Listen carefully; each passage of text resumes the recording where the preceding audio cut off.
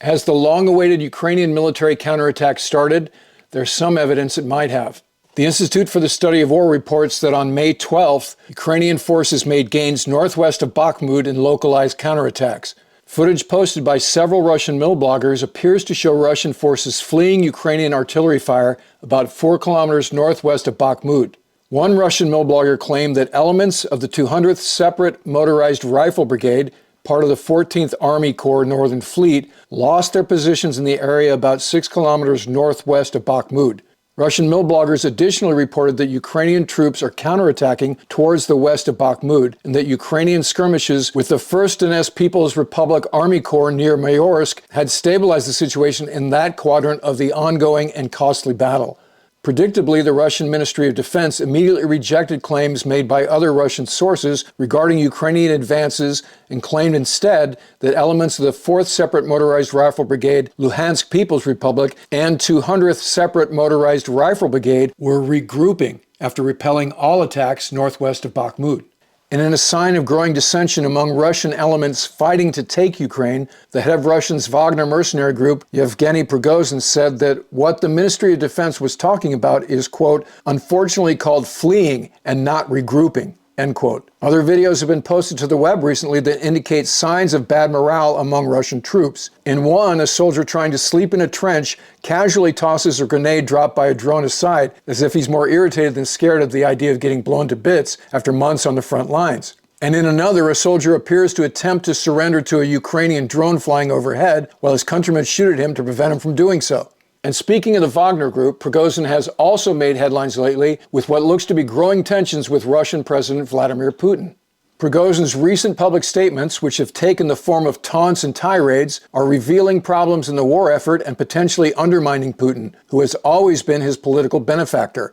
The tensions started back in January when Putin's favor appeared to shift from the Wagner Group back to the Russian Defense Ministry. Much to Prigozhin's displeasure, Putin replaced ultranationalist General Sergei Surovikin with General Valery Gerasimov, who was handpicked by Defense Minister Sergei Shoigu. At that point, support for Wagner rapidly declined. Prigozhin blamed the Ministry of Defense for supply shortages, including ammunition for his forces, that he says cost him the advantage he held around Bahkmut at that time.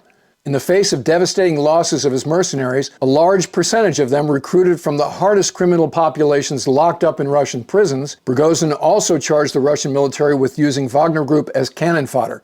The situation for the Wagner Group recently deteriorated to the point that Prigozhin threatened to withdraw his forces from Bahkmut if he didn't get the necessary ammunition from Russia's defense ministry. He also mocked the recent scaled-down Russian victory parade, a not-so-subtle jab at Putin. And while these actions from anyone else would be labeled as treasonous and find that person put in prison or worse, thrown off a building, Prigozhin might literally be bulletproof, as Putin's precarious political position requires that he retain the support of ultranationalists. ISW analyst Katerina Stepanenko points out that ultranationalists serve as a source of recruitment for fourth-generation efforts for Putin, who desperately wants to avoid another mobilization, which previously led to substantial discontent within Russian society. Stepanenko says he cannot simply just kill Prigozhin and expect that not to trigger some sort of reaction. He of course could, but that would undermine his appeal to the nationalists, who are the only people that are so inherently invested in his ideology and his belief in this war. Stepanenko also believes the Kremlin knows that ultimately groups like Wagner need their support to survive. Moscow is tolerating public dissension because ultranationalist figures rely on the Russian government for military supplies and provisions.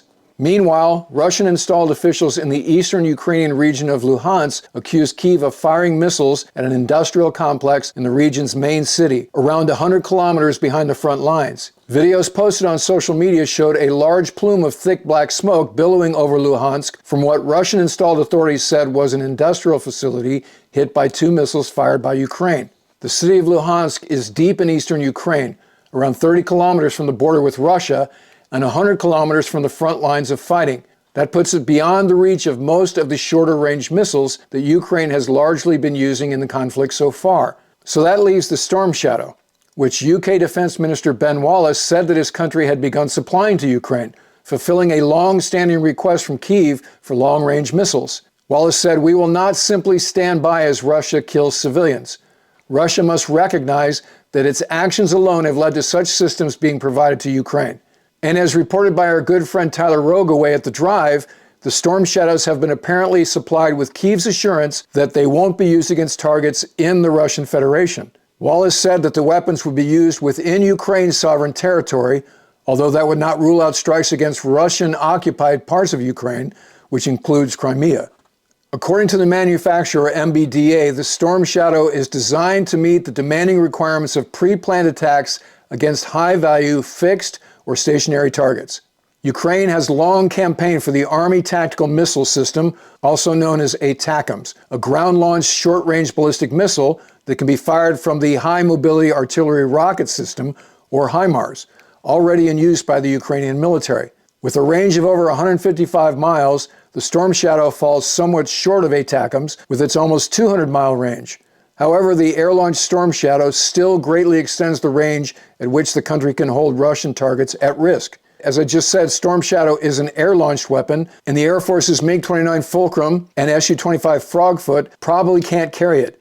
Each missile weighs around 2,900 pounds. The heaviest weapons routinely carried by the MiG-29 and Su-25 are only around 1,100 pounds each. That leaves the Su-27 Flanker and or the Su-24 Fencer as the likely candidates to carry the Storm Shadow. These larger aircraft have much greater payload capacities, and the Su-24 routinely carries ordnance that weighs more than 3,300 pounds. So do all of these developments add up to the long-awaited Ukrainian counteroffensive to the east? Earlier this week, President Volodymyr Zelensky said that despite the Ukrainian military's recent successes around Bahkmut and attacks against Russian supply depots and other military targets, the counteroffensive was not yet underway. With what we already have, we can go forward and, I think, be successful, but we'd lose a lot of people. I think that's unacceptable. So we need to wait.